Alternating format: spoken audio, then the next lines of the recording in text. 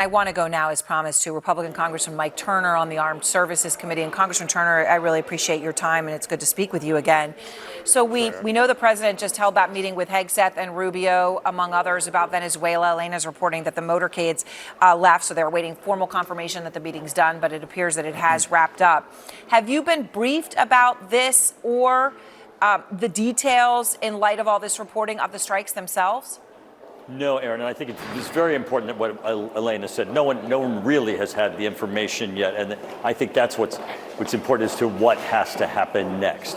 What we know and what we certainly, everyone has said, no one on Capitol Hill has any information previously that would have corroborated what the Washington Post had reported. What we know since that report is that the Secretary has said that the report is not accurate, that he did not give that command. The White House since having said that Admiral Bradley was in charge.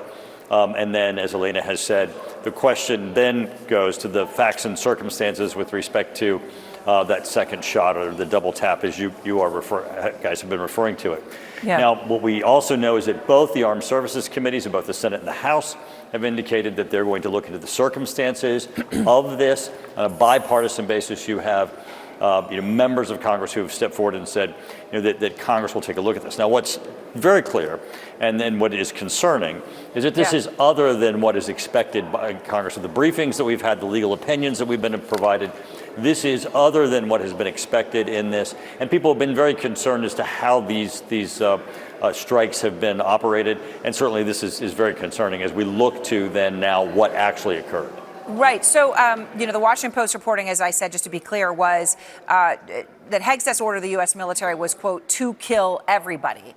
Now, when you talk about the Washington Post reporting, I know you've been clear that if it happens as they laid out, it would be an illegal act, right? So I guess what I'm trying to understand from you, Congressman, is what more you need to know. And just talking to you as a member of Armed Services, right? Is it fair that I would be surprised that you have not been briefed on any of this and that you are not aware of the details at this point? Well, not at this time. And you have to realize everybody just got back from their break and Thanksgiving, and people are now beginning to ask these questions.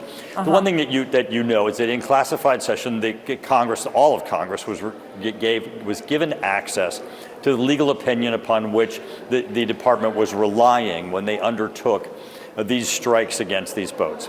Now, even though everyone is very, believes that the administration rightly has identified this issue of the drug trade as being something very significant that they want the administration to be focused on, people are very concerned about these strikes in the manner in which that they're occurring.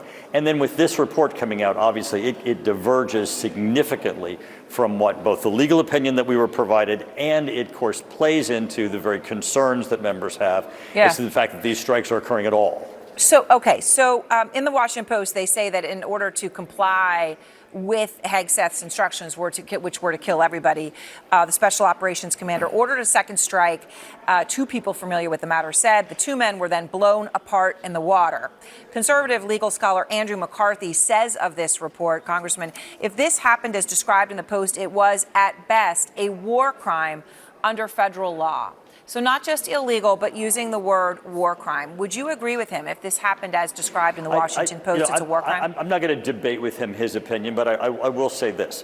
The legal opinion that was provided to Congress and the justification that the administration is utilizing and the department is operating within it does not support the operations as we're now dealing with the description of this, both either the Washington Post facts or even the circumstances of this second strike in a manner in which it could unfold.